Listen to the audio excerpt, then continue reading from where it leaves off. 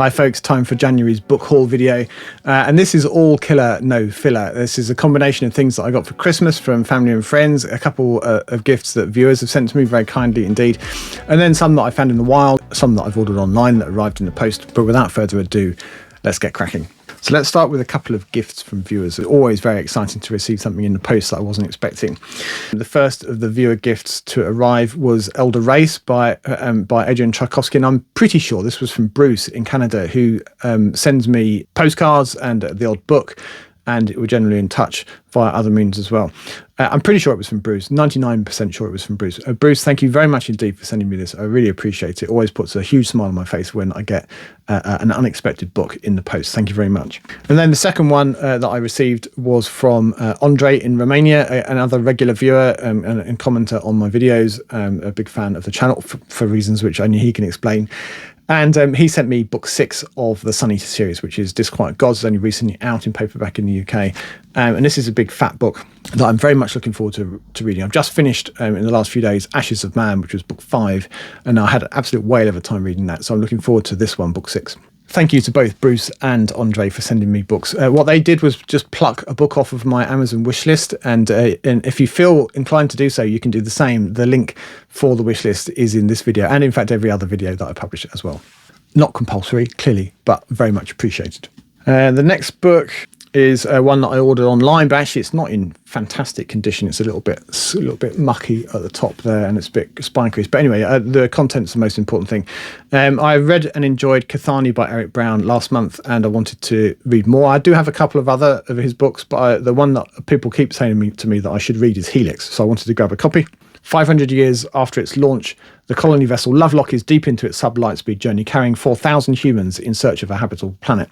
When a series of explosions tear the ship apart, it's forced to land on the nearest possible location, a polar section of the Helix, a vast spiral construct of worlds wound about a G-type sun. So that sounds a little bit sort of ring-worldy, Dyson sphere-y type thing. It's not a big dumb object exactly, but someone's put a helix spiral of planets around the sun that don't normally exist that way. Apparently it combines engrossing scientific mystery, high adventure, and a depth of moving characterization written by one of the true talents of the genre. Certainly I really enjoyed Cathani, so I'm looking forward to that.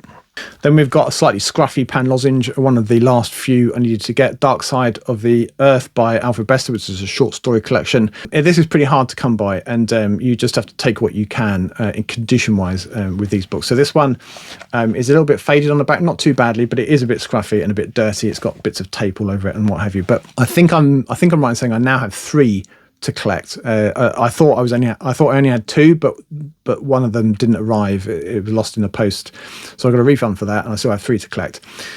So I need 9 Tomorrows by Isaac Asimov, and I need the Damon Knight 100 Years of Science Fiction books, which 2 volumes of those, again, which are all seem to be next to impossible to find online. They'll turn up at some point. I'll get them, but at the moment I do not have a complete collection. When I do have a complete collection of all 80, then I'll do another video looking at all of them, and we can have a gander at the cover art and see what the books are about.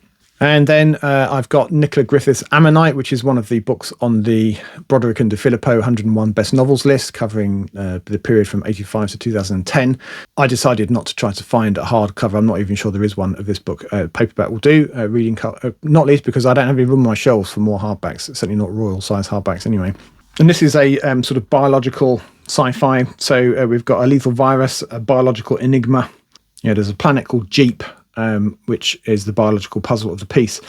A mystery with deadly and far-reaching implications. So allegedly very good. There's a few online orders here. So Sue Burke's Usurpation, which actually has been out on audiobook and ebook for a few months, but for some reason the hardback didn't arrive until December. I have read it sort of on an e-arc, which I had to read on my phone. So that's not a very satisfactory reading experience. So I kind of skim read it. I enjoyed what I read, but I would like to read it again in proper book form. And this is to complete the set. I have the other 2 in hardback as well. So that's a nice addition to my shelves. I just have to find a centimetre or 2 of shelf space to fit it on. And I got Justina Robson, Living Next Door to the God of Love, is it? Yeah, The God of Love, which is a sort of loose sequel to Natural History, which was a book I really enjoyed 2 or 3 months ago. It's set in a universe in which something called stuff exists, which is a sort of super matte. I really enjoyed Justina Robson's world building, and I'm hoping for more of the same in this book. And then I've been busy for a few months working on my Ian McDonald collection, and I got a first edition. It's actually the US first edition of the Dervish House, and it's a little bit difficult to tell which came first, the US edition or the UK edition. But anyway, it's the US first edition from PYR up here of the Dervish House, which is one of his books set in developing economies, in this case Turkey, although a future Turkey. Yeah, so it's set in the mid-21st century, and Turkey is a proud and powerful member of the EU that runs now from the Atlantic to Mount Ararat. In the sleepy Istanbul district of Eskikoy stands the former whirling dervish house of Adem Dede. 6 characters' lives revolve around it, and then there's a retired economist, a 9-year-old boy, a rogue trader, an art dealer, a slacker, and a young marketing graduate. And over the space of 5 days of an Istanbul heatwave, these lives weave a story of corporate wheeling and dealing, Islamic mysticism, political and economic intrigue, ancient Ottoman mysteries, a terrifying new terrorist threat, and a nanotechnology with the potential to transform every human on the planet. I'm not sure if those are like interweaving threads of the same story or separate stories, like sort of short story fix-up form. I think they're interweaved. Anyway, generally speaking, I've enjoyed pretty much everything that I've read of Ian McDonald, so I'm looking forward to getting to that at some point. I did have a scruffy old edition in paperback, but I'm selling that on now. And then the latest instalment of my fairly new broken binding sci-fi subscription, in which you sign up to receive a book every 2 months, which you pay. I think it's £26 or £7 each, for a little bit more than you would for a brand new hardback book, but not a lot more, and plus a bit of postage. They work on the basis of it being a trilogy at least, or a series. So the first one that they did on this brand new science fiction subscription, they've been doing the same thing for fantasy for some time, is Liu Cixin's, what the hell's it called? I can't remember what everyone calls it the 3-body problem, but it's got a different name. And this is book 2 of that series. So this arrived in late December before Christmas, and it's got the same colour illustrated end papers. It's got the sprayed edges, and it's got sort of custom artwork on the inside and on the cover, and it's really rather beautiful. The paper stock's nothing special. It's the same kind of hardback, apart from being sprayed on the edges. It's the same kind of paper stock that was in the hardbacks editions by Head of Zeus in this case. The first one is still lying down up here. I don't know if you can see it there. Yeah, I haven't found a space for it on the shelves yet. Then there were some finds in a charity shop. Let's do these next. My usual haunt, the Oxfam bookshop in Woodley. I've been there twice since and haven't bought a single book. So it just goes to show it comes in waves. There can be a dry well for weeks on end, and then suddenly someone will drop a collection or two, and it's like a goldmine for weeks afterwards. But since this little haul, there's been bobbins. A bit disappointing. So the first is a hardback by Robert Forward, which is called Saturn Rook or Ruck, which has got a lovely illustration on the front, which looks a little bit like Jim Burns, but I don't think it is. Bob Eggleton is who it's by. So fantastic wraparound art. Yeah, so in this book, Forward takes us to one of the giants of the solar system, the planet Saturn.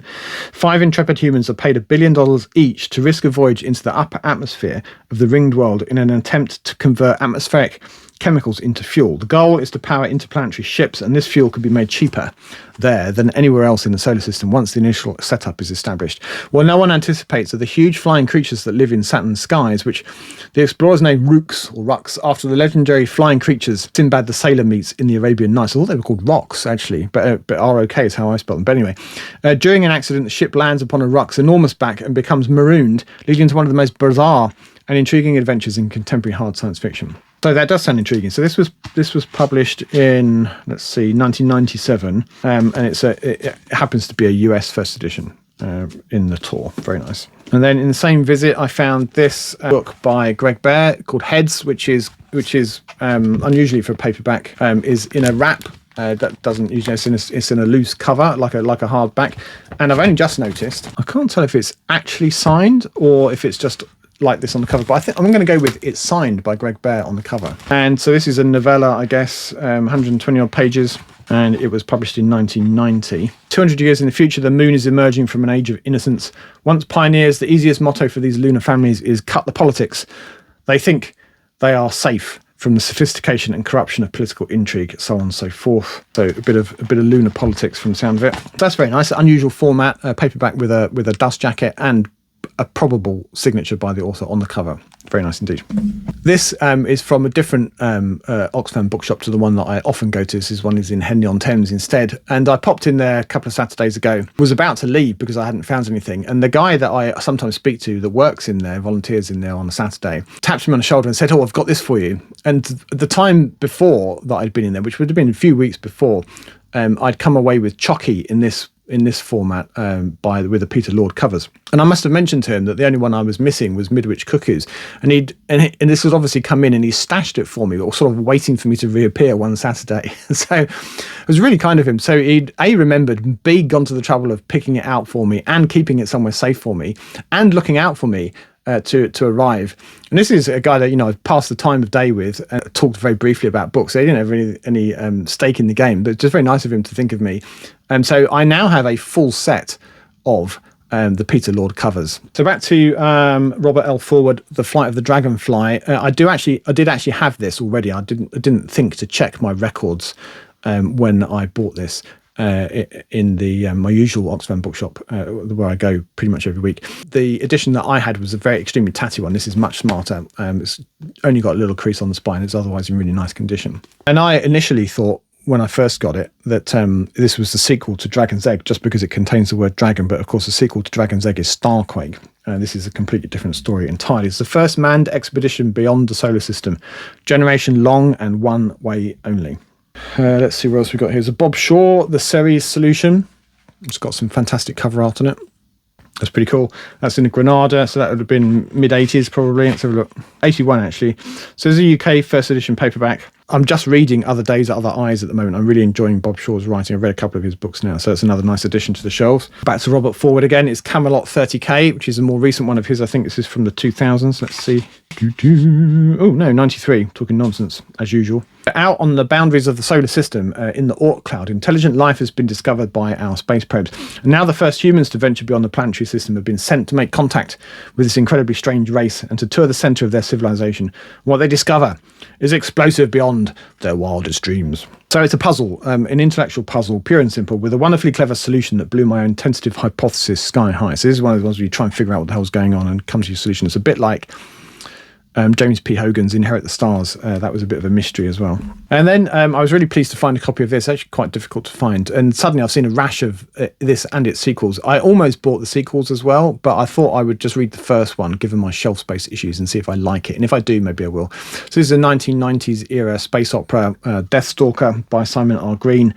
One man against an evil empire, it says. Owen Deathstalker is the last of his line, is a quiet man, sort of belying his name, a historian, remote from the stench of corruption and intrigue surrounding the Iron Throne at the heart of the galaxy-spanning tyrannical empire. And then, inexplicably, Deathstalker is outlawed. He's suddenly a fugitive, forced to flee from one end of the empire to the other. And so he becomes part of the resistance movement. It seems like there are gladiators, clones, telepaths, artificial intelligences, an evil empress, the Iron Bitch.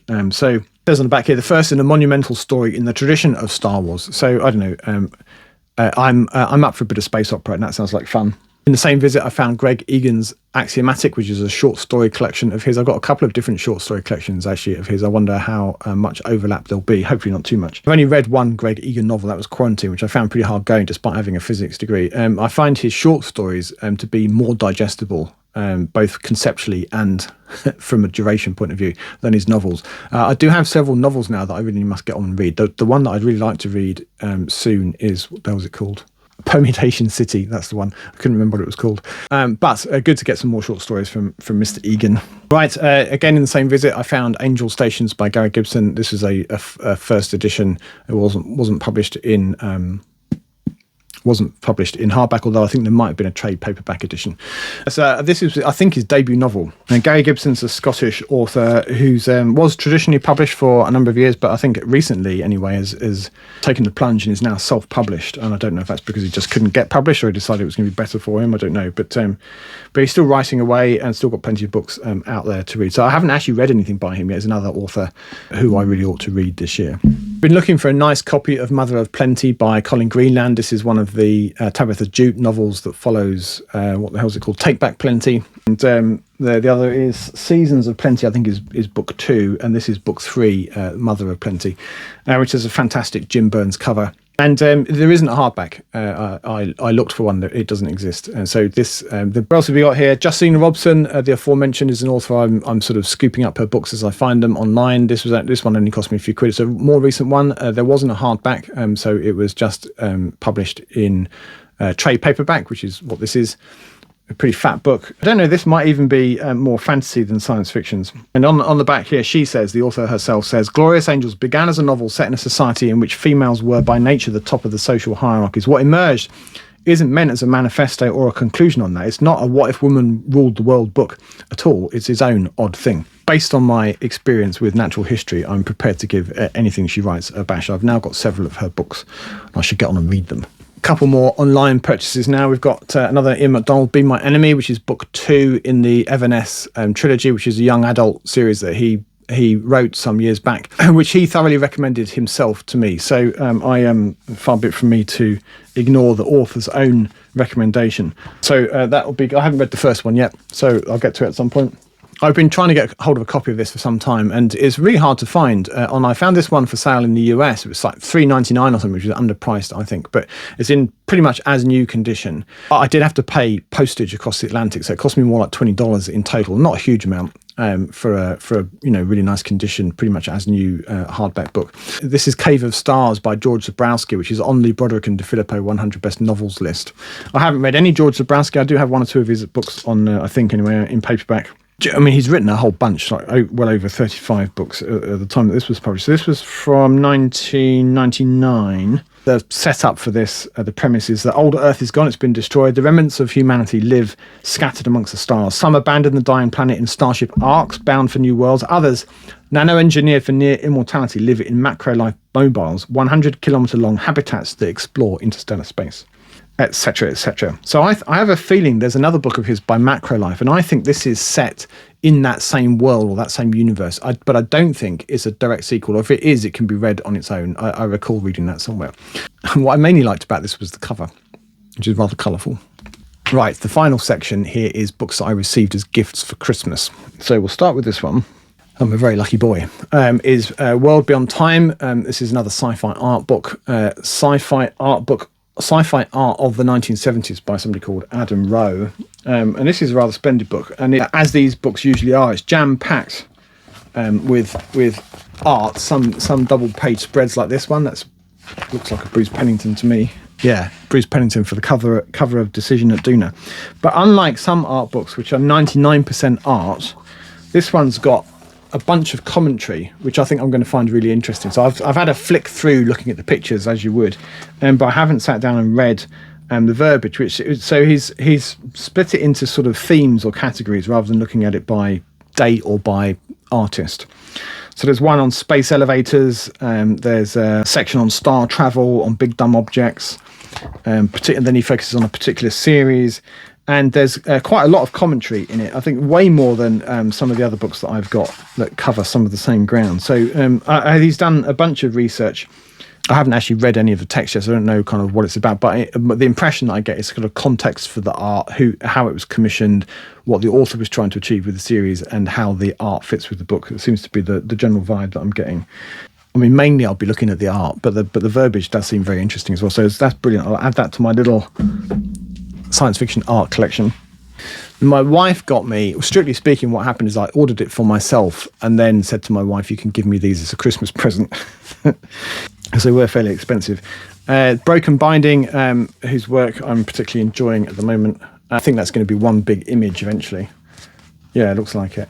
So I might have to shelve these edges out. I don't know. So these are Broken Binding are doing a special edition of the Sun Eater books, of the aforementioned Sun Eater books, in hardcover, and these have custom artwork, custom wraparound artwork on the dust jackets. And then, if you wish, you can actually reverse the dust jackets. They've got alternative, rather more austere art on the inside of the dust jacket, so you can have it that way out if you wanted. And then each of the books has custom art on the laminated boards. Again, wraparound art. This is from the first one, Empire of Silence. And then, if that wasn't enough, inside on the end papers is more custom art, both the beginning and the end. It's a Cielcin. And you've got the sprayed edges, as I mentioned. They're really beautiful editions. I haven't got round to putting protective dust covers on these yet, but I will do that once I've decided which way round I want the dust jackets to be, this way round or the other way round. Broken Binding have done the first 3 books this year. They're going to do books 4 and 5 in 2025, so I'm sure I'll hoover those up, and then books 6 and 7 in 2026, I believe. So I will ultimately get the full set, and then I can jettison the paperbacks. So yeah, that's book 2. Similar kind of deal with the artwork on the inside of the dust jacket and on the end papers. All very funky. And then there's book 3. Again, custom artwork, wraparound art, and on the end papers as well. In some respects, they're nothing that special, but they're not limited editions. They're doing a second and a third print. They're being extremely popular. They've sold thousands of them. But this is a book series that I've said many times I've really loved and have enjoyed very much this year. So I'll be keen to get a nice set, which I can keep for posterity. Talking of special editions, my kids, I have 4 kids, clubbed together and bought me The Player of Games by Ian and Banks in the Folio Society edition, which is very, very nice indeed. These are like in excess of £100, so they're not cheap. But as I say, they jointly bought me this, which is very nice indeed. It's got the usual kind of folio slipcase. I don't know how well you can see inside there. It's got some art on the inside of the slipcase. Can you see that? And the slipcase itself has got kind of a star background pattern similar to the first one. And this is beautiful kind of quality paper stock, or it seems so to me anyway. And then it's got colour artwork throughout at various intervals. I don't know how many there are, probably 6 or 7 in total, every couple of chapters or so. Yeah, so this is Player of Games, which is the second. I only have this until now in a very ordinary paperback edition, because the first couple of the Ian and Banks books are, well, actually it's not impossible to find them, but you can't get a bargain. They are hundreds of pounds each. Hedging against the day that I eventually cough up for one of those, I've got this rather nice Folio Society edition. I have the folio of Consider Phlebas for the same reason. So that would be a very nice addition to my Ian Banks collection. We've got The Gone Away World by Nick Harkaway, which I think is a fancy novel. I think this might have been his debut novel as an author. Debut. Sort of post-apocalyptic thing. The Jorgman pipe is the backbone of the world and it's on fire. Gonzo Lubitsch, a professional hero and troubleshooter, is hired to put it out, but there's more to the fire and the pipe itself than meets the eye. The job will take Gonzo and his best friend, our narrator, back to their own beginnings and into the dark heart of the Jorgman company itself. Equal parts raucous adventure, comic odyssey and romantic epic, The Gone Away World is a story of, amongst other things, love and loss, of ninjas, pirates, politics, of curious heroism in strange and dangerous places, and a friendship stretched beyond its limits. But it's also the story of a world not unlike our own, in desperate need of heroes, however unlikely they may seem. A post-apocalyptic triumph, immensely rewarding and genuinely terrifying, says The Times. A huge scope and ambition, apparently. So I don't know, apart from what I've just read, I don't know anything about that. But Nick Harkaway is the author of Gnomon, amongst other things, and I think he's had another book out recently as well. He's also the son, it turns out, of John le Carré, who in a previous life, before I got obsessed with science fiction again, I've read everything that John le Carré's put out, particularly his Cold War spy thrillers. And Nick Harkaway has written one in the style of his father's work, Carla's Choice, which is a George Smiley, one of his most beloved characters, he of Tinker Tailor Soldier Spy and others. And so this is like a fourth George Smiley book, I guess you could call it. Amongst the testimonials on the back here, a brilliant and almost uncanny incarnation of le Carré's voice and world, an exceptional espionage novel. So I don't know how much of it is like aping John le Carré, pretty successfully it sounds like, and how much of it is Nick Harkaway's voice, but it's certainly a strong element of le Carré in it, which is great. So not science fiction, let's call it science fiction adjacent by virtue of Nick Harkaway. So that will have to go on my downstairs shelves because it doesn't belong up here, but I'm very pleased to have that. So that's 2 Nick Harkaways. And then we've got Jeff Vandermeer's Absolution, which is the 4th book in the now badly named Southern Reach trilogy. And I couldn't tell from the blurb if this is a prequel or a follow-on or what, but it's sort of adjacent to, it doesn't follow on from the other 3. It's a separate thing. I've only read the first one, Annihilation. I haven't read the other 2 of the Southern Reach trilogy, but I thought it'd be good to get a nice hardback copy of this while it's fresh off the press. Yeah, so this it starts anyway decades before Area X forms, with a science expedition whose mysterious ends suggest terrifying consequences for the future, and then I think it spans a period of time much longer than that. That is everything in this book haul. I hope you've enjoyed that. Do let me know if any of these take your fancy, or if there's any that you want to point out that I ought to bump up my TBR. That would be great. As always, thank you very much for watching, and until next time, goodbye for now.